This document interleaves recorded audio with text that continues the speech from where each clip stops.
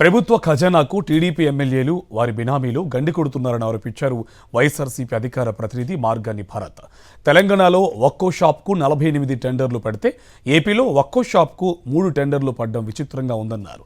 కనీసం 1,00,000 టెండర్లు పడాల్సి ఉండగా 10వ వంతు కూడా పడకుండా టీడీపీ నేతలు అడ్డుకున్నారని మండిపడ్డారు. దీని ద్వారా ఖజానాకు రావాల్సిన 2,000 కోట్లకు గండిపడిందన్నారు మార్గాని భరత్.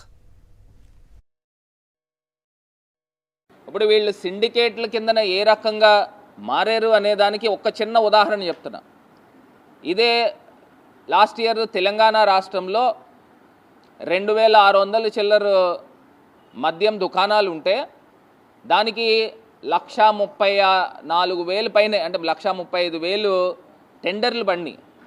అంటే దీన్ని యావరేజ్గా చూసుకుంటే 2,600కి 1,35,000 చూసుకుంటే ఒక్కొక్క షాప్కి 1:48 రేషియో వస్తుంది. అంటే ఒక షాపుకి 48 నుంచి 50 టెండర్లు పడినాయి అన్నమాట. కానీ ఆంధ్రప్రదేశ్ రాష్ట్రంలో 3,400 షాపులు ఉన్నట్టున్నాయి సుమారుగా.